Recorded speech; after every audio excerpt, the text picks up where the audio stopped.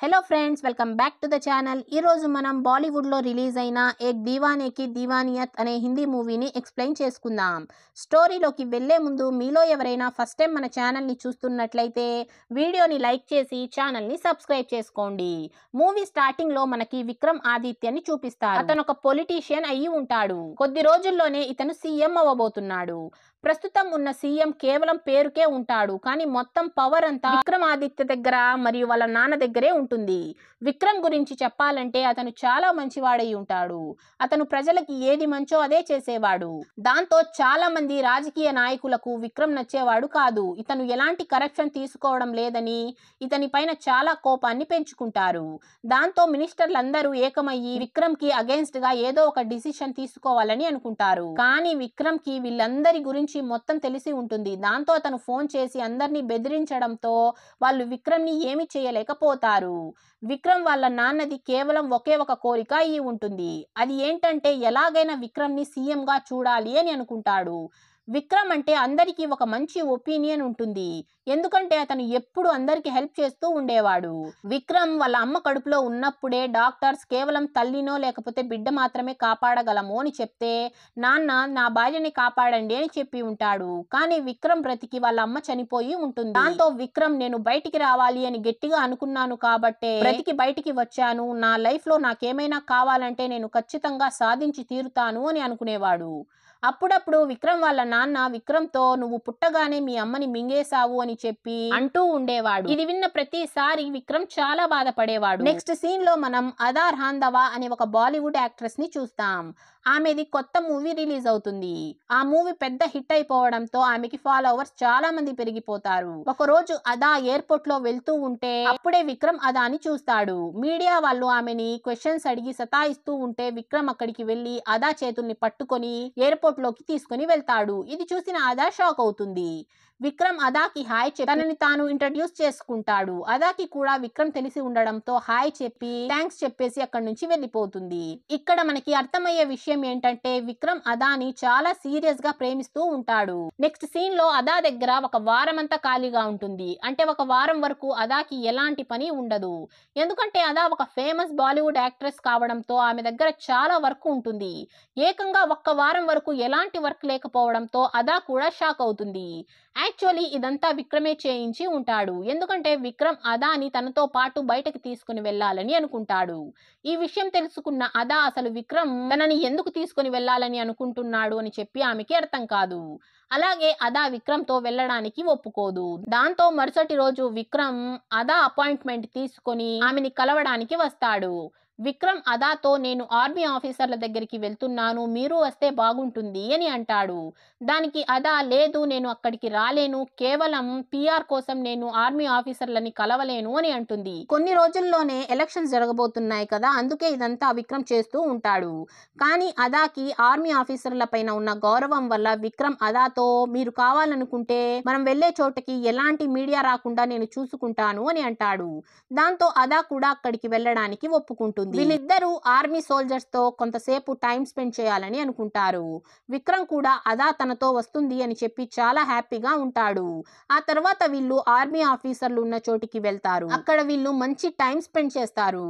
అప్పుడే ఒక army soldier Adani పక్కకి తోసేస్తాడు. దాంతో ఆమె కింద పడిపోతుంది. ఇది చూసిన విక్రమ్ కి కోపం వచ్చి ఆ ఆర్మీ ఆఫీసర్ ని అరుస్తాడు. కానీ ఆ ఆర్మీ ఆఫీసర్ అక్కడ పాము ఉండడం వల్లే ఇలా చేశాను అని అంటాడు. విక్రమ్ బిహేవియర్ ని చూసిన అదాకి విక్రమ్ తనని ప్రేమిస్తున్నాడు అని అర్థమవుతుంది. దాంతో వెంటనే అదా అక్కడి నుంచి తిరిగి వెళ్ళిపోవాలని అనుకుంటుంది. అప్పుడే విక్రమ్ అదాని ఆపడానికి వెళ్తాడు. కానీ ఆమె వెళ్లాల్సిందే అని చెప్పి అనడంతో విక్రమ్ తన మనసులో మాటని అదాకి చెప్పేస్తాడు. కానీ అదా నేను మిమ్మల్ని ప్రేమించడం లేదు, సారీ అని అంటుంది. కానీ విక్రమ్ లేదు నేను అదాని ప్రేమిస్తున్నాను, అయితే నేను ఎలాగైనా మిమ్మల్ని పెళ్లి చేసుకొని తీరాల్సిందే, నువ్వేమైనా చేసుకో కానీ నన్నే పెళ్లి చేసుకో, నేను నిన్ను ఎప్పుడు హర్ట్ చేయను అని అంటాడు. ఇది విన్న అదాకి విక్రమ్ తను నో చెప్పినా కూడా ఇలా ఎందుకు బిహేవ్ చేస్తున్నాడో అర్థం కాదు. దాంతో అదా విక్రమ్ తో నేను నిన్ను ప్రేమించడం లేదు, నేను నిన్ను పెళ్లి కూడా చేసుకోను అని చెప్పేసి అక్కడి నుంచి వెళ్ళిపోతుంది. నెక్స్ట్ సీన్లో విక్రమ్ అదా వాళ్ళ ఇంటికి వెళ్తాడు. విక్రమ్ డైరెక్ట్గా అదా వాళ్ళ నాన్నతో నేను అదాని పెళ్లి చేసుకోవాలని అనుకుంటున్నాను అని అంటాడు. ఇది విన్న అదా ఫ్యామిలీ వాళ్ళందరూ షాక్ అయిపోతారు. అప్పుడే అదా అక్కడికి వచ్చి విక్రమ్ చేస్తున్న దాన్ని చూసేసి చాలా కోప్పడి వెంటనే మీరిద్దరు ఇక్కడి నుంచి వెళ్ళిపోండి అని చెప్పి అరుస్తుంది. అప్పుడే విక్రమ్ అదా వాళ్ళ నాన్నతో మీ కూతురికి కొంచెం సర్ది చెప్పండి, నేను మీ కూతుర్ని ప్రేమిస్తున్నాను, ఆమెనే పెళ్లి చేసుకోవాలని అనుకుంటున్నాను అని అంటాడు. దానికి అదా వాళ్ళ నాన్న నా కూతురికి ఏది ఇష్టమైతే అదే జరుగుతుంది, ప్లీజ్ మీరు ఇక్కడి నుంచి వెళ్ళిపోండి అని చెప్పి రిక్వెస్ట్ చేస్తాడు. దాంతో విక్రమ్ అక్కడి నుంచి వెళ్ళిపోతాడు.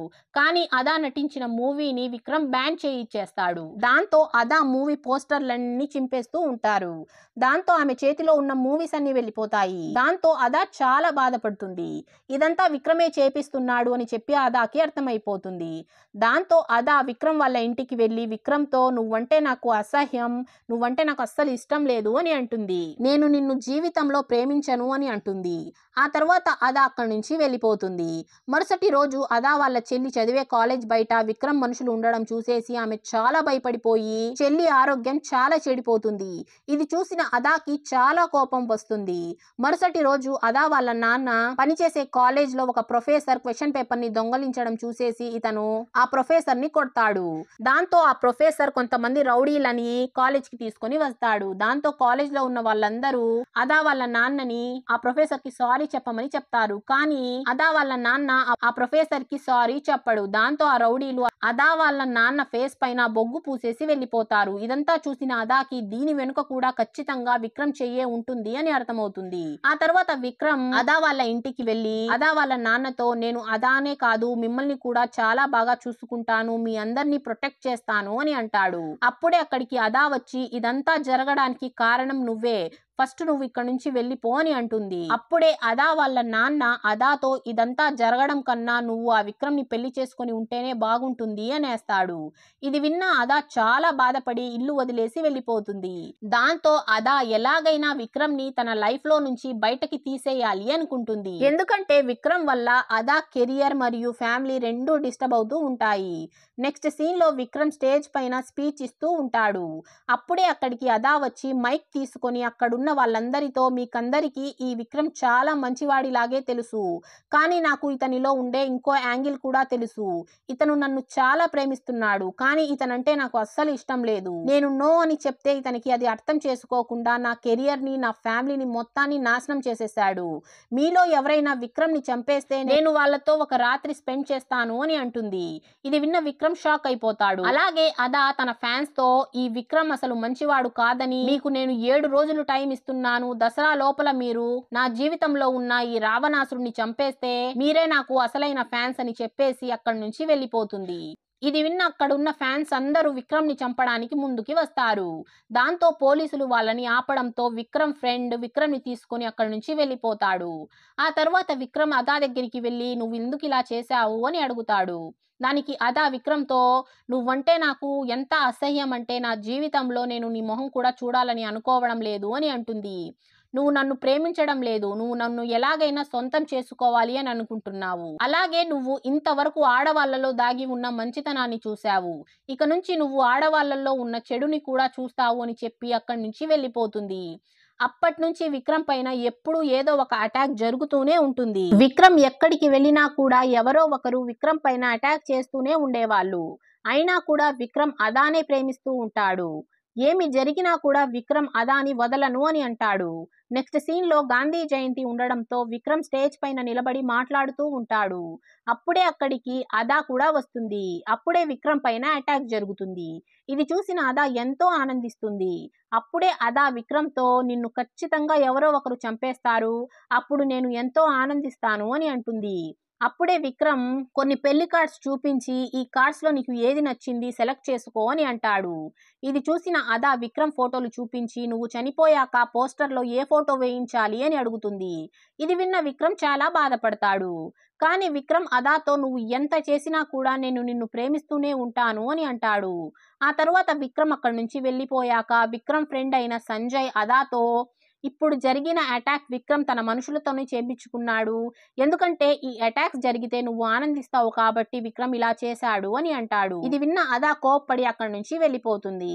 నెక్స్ట్ సీన్ లో విక్రమ్ ఒక ఇంటర్వ్యూ ఇస్తూ ఉంటాడు. అప్పుడే జర్నలిస్ట్ విక్రమ్ తో మీరు అదా వెనుక ఎందుకు పడుతున్నారు అని అడిగితే దానికి విక్రమ్ నేను అదాని ప్రేమిస్తున్నాను, ఆమెనే పెళ్లి చేసుకోవాలని అనుకుంటున్నాను, అంతేకాని ఇంతవరకు నేను ఆమెను ఎలాంటి బలవంతం చేయలేదు అని అంటాడు. ఈ ఇంటర్వ్యూ ఉన్న చాలా మందికి విక్రమ్ అదాని సిన్సియర్ గా ప్రేమిస్తున్నాడు అని చెప్పి అర్థమవుతుంది. ఈ విషయం విక్రమ్ వాళ్ళ నాన్నకి తెలిసిపోవడంతో విక్రమ్ ని కొట్టి నువ్వు ఒక అమ్మాయి వెనకాల ఇలా పిచ్చివాడిలాగా ఎందుకు పరిగెత్తుతున్నావు, నువ్వు ఇప్పుడు పవర్ వెనకాల పరిగెత్తాలి, ఒక అమ్మాయి కోసం ఏంటి నువ్వు ఇలా చేస్తున్నావు అని చెప్పి కోప్పడతాడు. దాంతో విక్రమ్ లేదు నాన్న, అదా నాకు నచ్చింది, నేను ఆమెనే పెళ్లి చేసుకుంటాను అని అంటాడు. దానికి నాన్న చాలా కోప్పడతాడు. అప్పుడే విక్రమ్ వాళ్ళ నాన్నతో మీకు గుర్తుందా నాన్న, నేను చిన్నగా ఉన్నప్పుడు నా ఫ్రెండ్ దగ్గర ఒక బొమ్మ ఉనింది, అది నాకు చాలా నచ్చింది కానీ వాడు నాకు ఇవ్వలేదని నేను చాలా ఏడ్చాను, అప్పుడు మీరు ఆ బొమ్మని కాల్చేసి బొమ్మ దొరికి అంగడిని కూడా కాల్చేశారు, ఎందుకంటే ఈ బొమ్మ నా కొడుక్కి దొరక్కపోతే ఎవరికీ దొరకకూడదు అని మీరు ఇలా చేశారు, ఇదంతా నేను మీ దగ్గరే నేర్చుకున్నాను నాన్న అని అంటాడు. అలాగే నాకు అదా కావాలంటే కావాలి, అలా అని నేను బలవంతంగా పెళ్లి చేసుకోను అని అంటాడు. ఇది విన్న నాన్నకి అసలు ఏం చెప్పాలో కూడా అర్థం కాదు. నెక్స్ట్ సీన్ లో విక్రమ్ ఒక ఈవెంట్ కి వెళ్తాడు. అక్కడికి అదా కూడా వచ్చి విక్రమ్ తో నేను ఈ రోజు చెప్పులు లేకుండా అమ్మవారి గుడికి వెళ్లి నిన్ను నా జీవితం నుంచి తీసేయమని మొక్కుకొని వస్తాను అని అంటుంది. దానికి విక్రమ్ నేను కూడా చెప్పులు లేకుండా నీతో గుడికి వచ్చి నీకు నా మీద ప్రేమ వచ్చేలాగా చెయ్యమని నేను కూడా అమ్మవారిని మొక్కుతాను అని అంటాడు. ఆ తర్వాత ఇద్దరు అమ్మవారి గుడికి వెళ్లి మొక్కుకుంటారు. అప్పుడే విక్రమ్ పైన అటాక్ జరుగుతుంది. ఇది చూసిన అదా అస్సలు పట్టించుకోకుండా అక్కడి నుంచి వెళ్ళిపోతూ విక్రమ్ తో ఇది కూడా నీ ప్లానింగే కదా, నిన్ను నువ్వే అటాక్ చేయించుకుంటున్నావు కదా అని చెప్పేసి అక్కడి నుంచి వెళ్ళిపోతుంది. ఇది చూసిన విక్రమ్ చాలా బాధపడతాడు. నెక్స్ట్ సీన్ లో అదా వెళ్తూ ఉంటే విక్రమ్ వాళ్ళ నాన్న మనుషులు అదా కార్ని ఆపి ఆమెని కిడ్నాప్ చేసి ఇంటికి తీసుకుని వెళ్తారు. ఇది తెలిసిన విక్రమ్ ఇంటికి వస్తే నాన్న విక్రమ్ తో నీకు కావలసిన అమ్మాయి అక్కడ ఉంది, దాంతో ఏం చేసుకుంటావో చేసుకో, ఆ తర్వాత ఆమెని మర్చిపో అంటాడు. దాంతో విక్రమ్ లోపలికి వెళ్తే అదా విక్రమ్ తో చూసావా ఇది నీ అసలు బుద్ధి, నీకు నేనే కదా కావాల్సింది, సరే రా అని అంటుంది. ఇది విన్న విక్రమ్ షాక్ అయ్యి నేను నిన్ను మనస్ఫూర్తిగా ప్రేమిస్తున్నాను, ఇప్పటికీ నేను నిన్ను ప్రొటెక్ట్ చేస్తూనే ఉంటాను అని అంటాడు. ఆ తర్వాత విక్రమ్ అదాని తన ఇంటి దగ్గర వదిలేసి వస్తాడు. అదా లోపలికి వెళ్తే అక్కడ అపోజిషన్ పార్టీ వాళ్ళు ఉంటారు. వాళ్ళు అదాని తమ పార్టీలో కలిసిపోయి విక్రమ్ మీద పగ తీర్చుకోమని చెప్తారు. ఇదే విషయాన్ని అదా విక్రమ్ కి ఫోన్ చేసి చెప్తుంది. దానికి విక్రమ్ ఇదంతా నాకెందుకు చెప్తున్నావు, నన్నేమన్నా ప్రేమిస్తున్నావా అని అడుగుతాడు. దానికి అదా ఈ ప్రపంచంలో నాకన్నా నిన్ను ఎక్కువగా అసహించుకునే వాళ్ళు ఎవ్వరూ ఉండరు అని అంటుంది.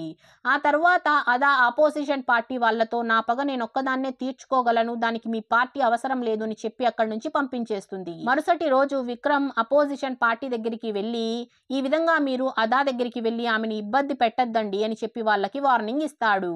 మరోవైపు విక్రమ్ చాలా బాధపడుతూ ఉంటాడు. తను ఏం చేసినా కూడా అదా తనని అస్సలు ప్రేమించడం లేదు అని చెప్పి బాధపడుతూ ఉంటాడు.